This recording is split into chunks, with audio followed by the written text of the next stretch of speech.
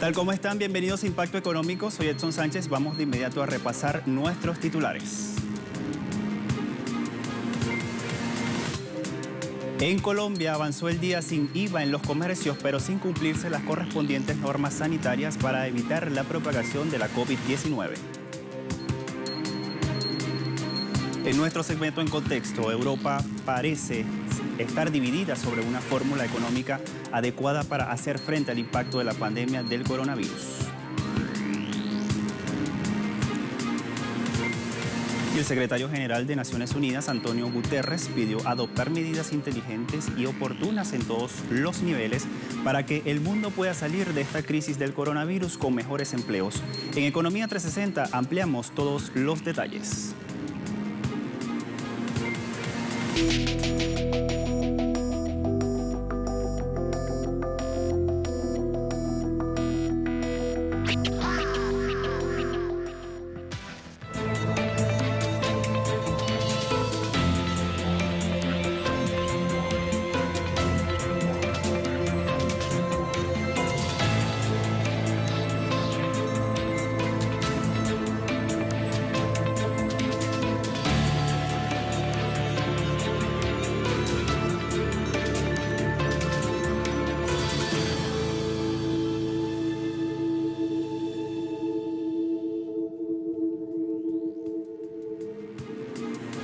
Comenzamos de inmediato con esta información. En Colombia avanzó este viernes el denominado Día Sin IVA, una medida del Ejecutivo para la liberación del cobro del impuesto del 19% en los locales comerciales.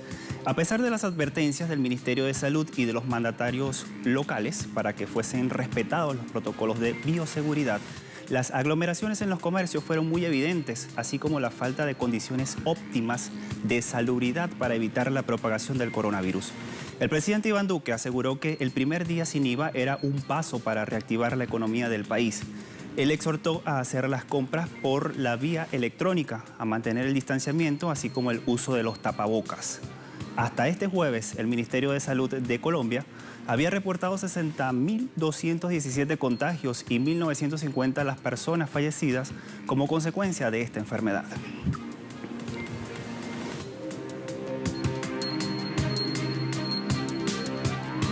Por su parte, la alcaldesa de la ciudad de Bogotá, Claudia López, criticó al gobierno de Iván Duque por impulsar este día y dejar de atender la emergencia sanitaria.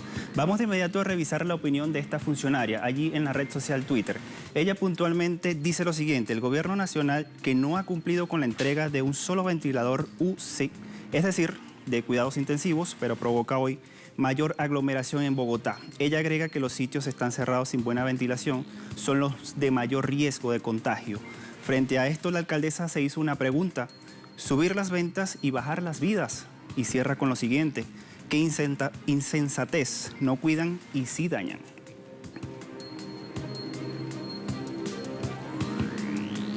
El Centro Estratégico Latinoamericano de Geopolítica, el CELAC, realizó un estudio cuantitativo sobre la situación social y política en México a un año y medio de iniciado el mandato del presidente Andrés Manuel López Obrador. El estudio del CELAC fue abordado en las 32 entidades del país con 2.000 entrevistas telefónicas y un intervalo de confianza del 95%. Entre los consultados, el 54.8% posee una imagen positiva del mandatario frente al 29.6% que expresan sentimientos negativos. En tanto, frente al impuesto a las grandes fortunas, el 67.4% está a favor de la medida y un 63.6% no está de acuerdo con el gobierno para que ayude económicamente a las grandes empresas ante la crisis actual. Igualmente, los efectos de la pandemia han generado una baja en los ingresos del 78.2% de los mexicanos.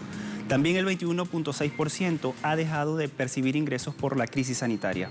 Otro punto de la encuesta detalló que 7 de cada 10 mexicanos han visto afectados sus consumos en distintos rubros.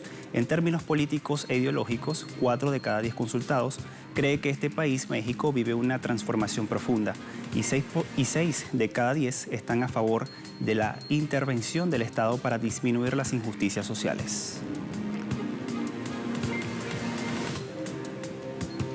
El Banco Interamericano de Desarrollo desembolsó 280 millones de dólares para Ecuador como parte del presupuesto por 700 millones de dólares para apoyo para mitigar la crisis sanitaria por el COVID-19.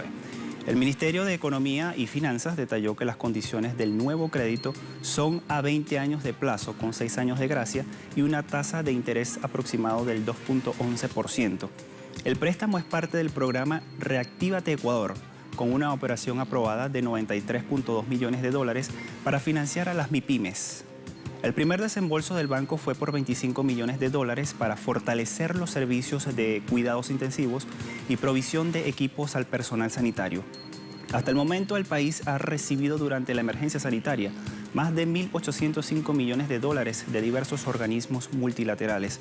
De esta cifra, 640 millones de dólares son provenientes del Fondo Monetario Internacional y 506 millones de dólares del Banco Mundial. Otros 300 millones de dólares del Banco de Desarrollo de América Latina y 305 millones de dólares del Banco Interamericano de Desarrollo.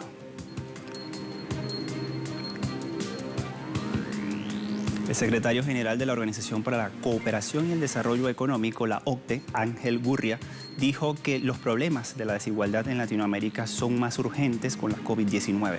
El funcionario de la OCDE insistió que el peligro en la economía de América Latina es que la región estaba saliendo de un mal en 2019 y luego llegó la pandemia. Asimismo, el secretario afirma que las personas de esta región están en contra del status quo y están enojadas. En tanto, detalló que la incertidumbre es el enemigo de las inversiones y la inversión es el fundamento del crecimiento económico. Por otra parte, Gurría expresó que el contexto de la desigualdad de la región no ayuda en la línea de la crisis sanitaria de la COVID-19.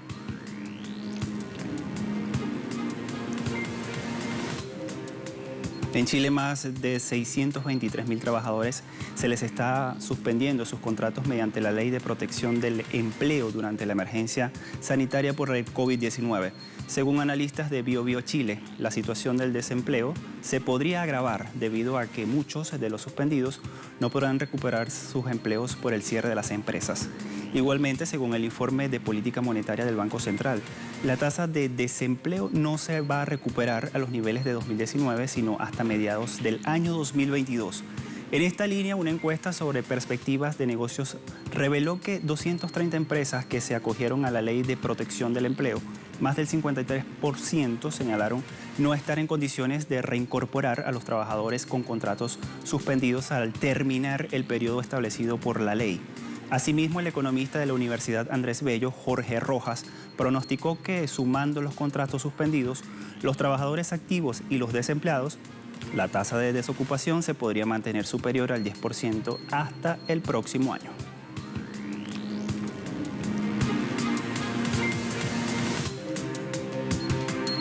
Europa no tiene una fórmula adecuada en la COVID-19. Todos los detalles los vamos a revelar al regreso de esta primera pausa. No se aparte, ya volvemos con más de Impacto Económico.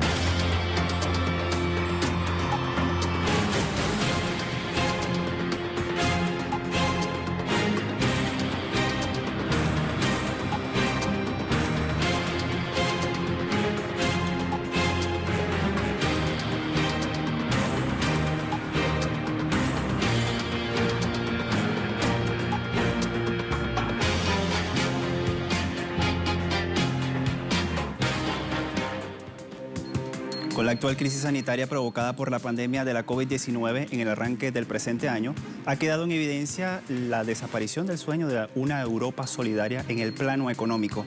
Así lo afirma el periodista e investigador del Centro de Estudios Políticos para las Relaciones Internacionales y el Desarrollo, Alberto Cruz. En este segmento en contexto vamos a ampliar algunos de sus argumentos al respecto a continuación.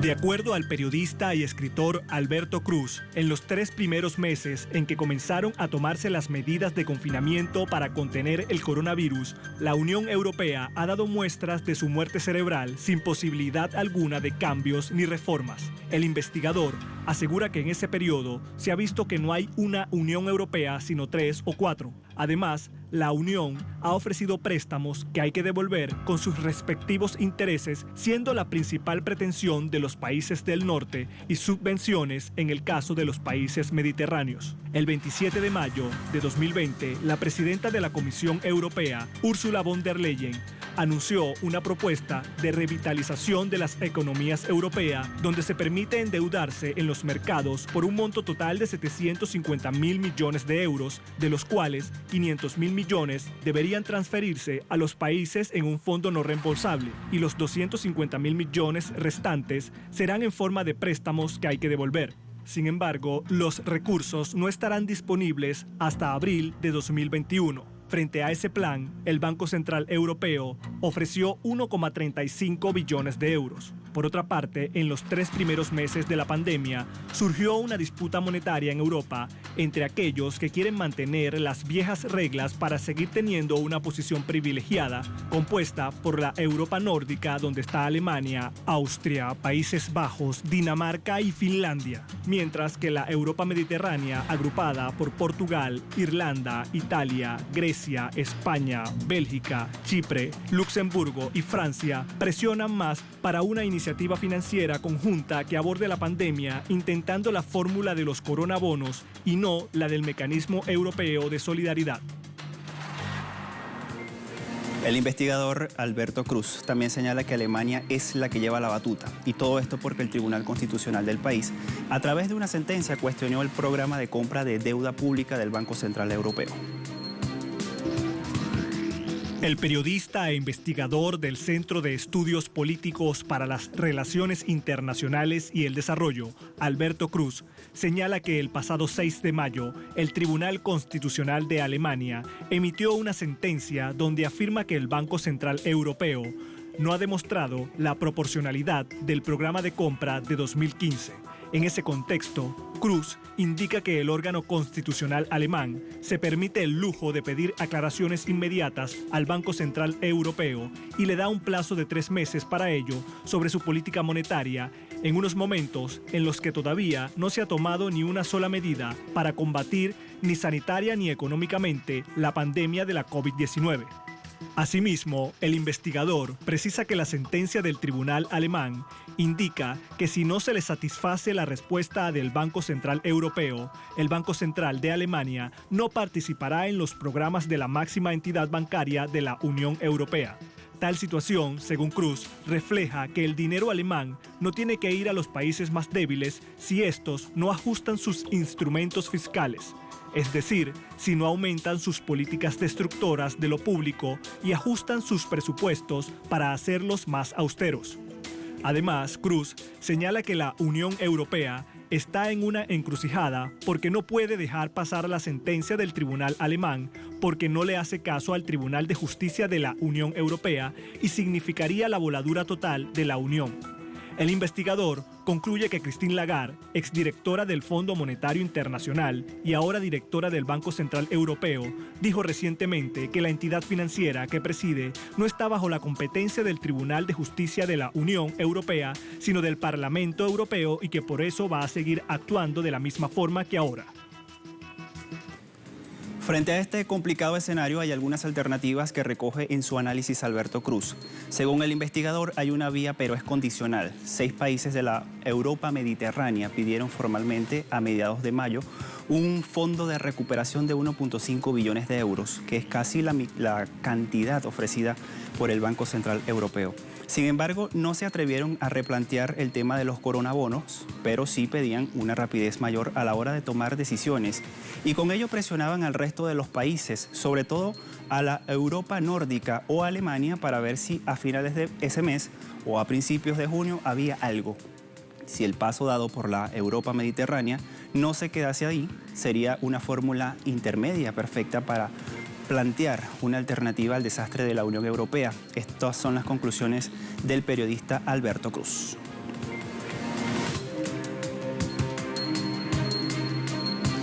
De la ONU y el mundo laboral vamos a estar hablando al regreso de esta segunda pausa. No se aparte, ya volvemos con más.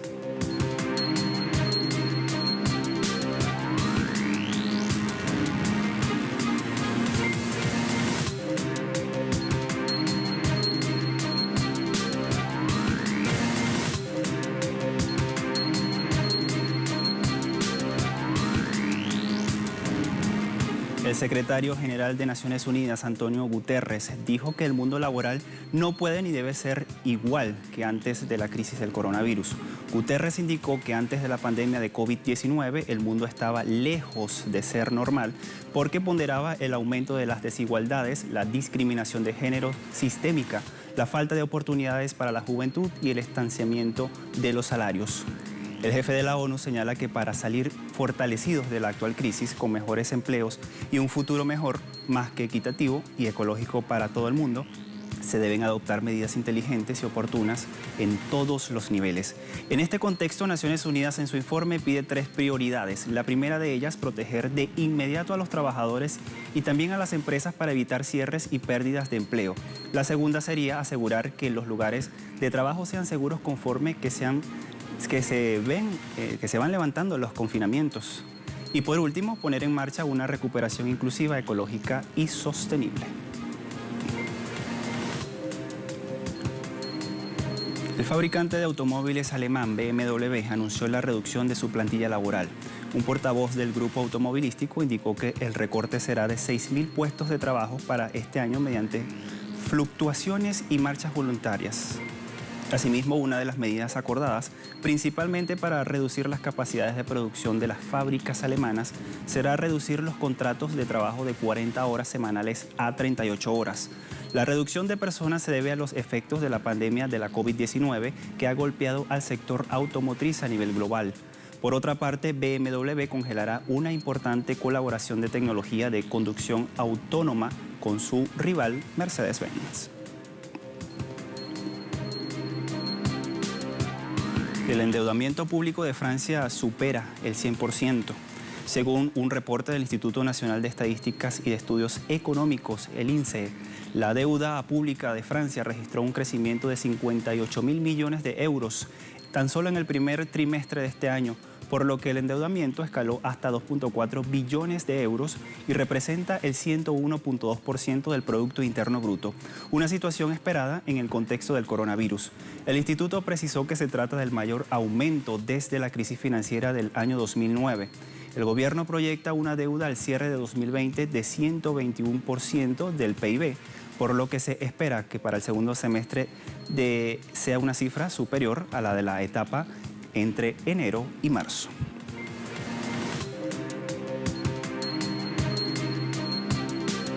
Chipre alivió aún más sus restricciones de entrada, agregando socios de la Unión Europea como son Italia y España a una lista de países que están autorizados para ingresar al país. El Ministerio de Salud de Chipre indicó que la lista de países a los que se permite la entrada se modifica de manera semanal. En este contexto precisó que si hay un aumento de casos en un país clasificado como categoría A en este caso se reducirá a la categoría B y así de manera viceversa. Asimismo, la cartera ministerial precisa que 22 países ahora se consideran de bajo riesgo, incluidos Grecia, Alemania, Australia, Bulgaria, Corea del Sur, entre otros países. Mientras que otros 12, entre los que están Francia, Italia, Bélgica, España, Líbano e Israel, están en un nivel más alto. El ministerio agrega que esperan que lleguen diariamente 1.500 turistas, por lo que realizarán alrededor de 300 pruebas aleatorias para detectar el coronavirus todos los días. Esto significa que entre el 10 y el 15% de las personas que llegarán se van a someter a una prueba.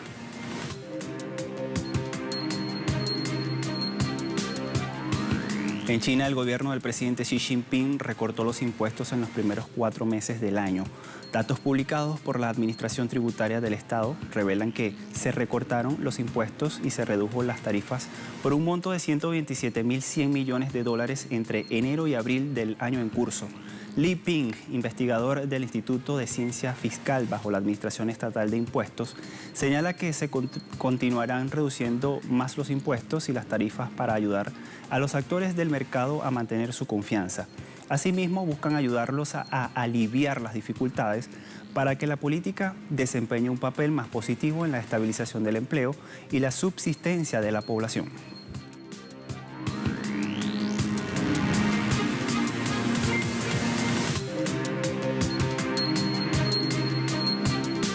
Pasamos de inmediato a revisar los indicadores petroleros al cierre de la jornada de este viernes, fin de semana. La relación de WTI, 39.19 dólares el barril, sube 0.90%. Sumamos Brent de referencia en Europa, 41.83 dólares el barril, sube 0.77%. Y tenemos la cesta OPEC que se ubica en 37.70 dólares con un alza de 0.11 centavos de dólar.